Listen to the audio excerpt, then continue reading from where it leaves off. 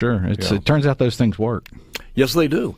I was mentioning this, and I don't have the audio. I'll have it for tomorrow, but Rand Paul was grilling. I don't know if you saw this audio. Yeah. Did you see it? Yeah. He was grilling Fauci and telling Fauci, wait a minute, every indication is, every bit of study that you have, CDC has, is that once you get this, you don't need to wear a mask. Yeah. No, it's crazy. And there's an interesting article, actually two articles last week, one in the Sun Herald and one in the Clarion Ledger, talking about vaccine hesitancy among conservatives, that the more, I guess, Trumpy a geographic location was. That was a terrible hit piece. Huh? That was a hit piece. Well, and I'll tell you this, I think there's some truth to that, in that I think that COVID was so weaponized politically during the campaign, and even in Mississippi through the end of last year and the beginning of this year.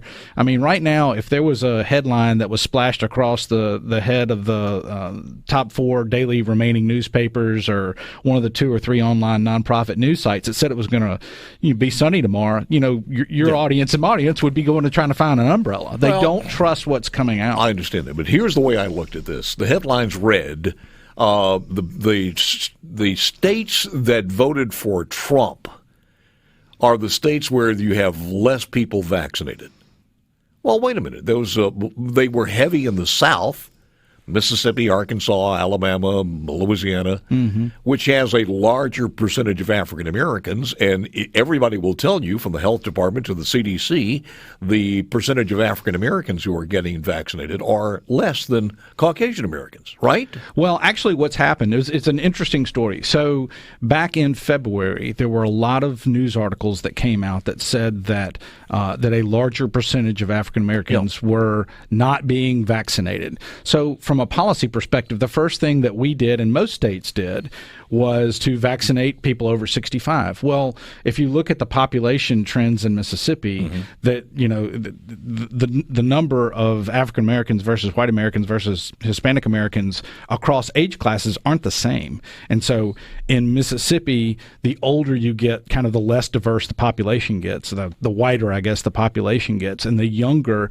it gets more diverse. So we were vaccinating older Mississippians first, because that's where the issue was, right? And so what's happened now, there were all sorts of articles. All of the press was having a field day saying, well, Mississippi's not vaccinating folks, proportional to race, and they were trying to the online media outlets were trying to shove how many times they could say Jim Crow and slavery in articles about vaccination. Well, it turns out now, 3 months later, we're vaccinating everybody, and what's happened is all of those rates have normalized. All of those rates are almost in perfect proportion to the actual population demographics in the state of Mississippi. So these figures come from? These come from the Department of Health, and it's on we've got an article written about it in Y'all Politics. So you're saying basically those 65 and older who are African Americans are about the same amount of vaccination. What I'm saying now is that now that we're vaccinating everybody across all age classes kind of evenly, it's all normalized. Well, that's good news. It is good news. It's the way it's supposed to be. But you're not seeing the media that was just breathless with hype about how we were, about how there was this gigantic racial disparity and all. Yeah. They're not following up and say, okay, this is what happened. Is that same trend playing out in other states? I don't know that. I suspect that it is. Yeah. I mean, again, most every state started with, and I'm not a demographer and I'm not a statistician, but I know in Mississippi that our older population is less racially diverse. As you get older, it's less racially diverse. Well, it looks like, and I think the last numbers were 240 new cases across the entire state, and deaths too. So the death total has gone down tremendously from the peak. Yeah, and again, we've vaccinated a huge percentage of folks over 65, and so now younger people are getting it.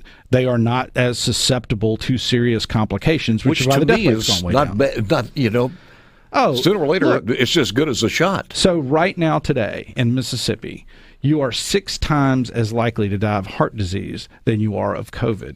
Now that's not true 8 months ago, right? But you are right now, according to the State Department of Health statistics, you are 6 times more likely right now today to die of heart disease in Mississippi. But we're not shutting down McDonald's, right? I mean, this has gotten, it's now time to kind of get all the data back into proportion. Maybe that's what we need. We need a vaccine against the Baconator. That's right. Yeah, come on. I would take that, by the way. Oh, man. Barbecued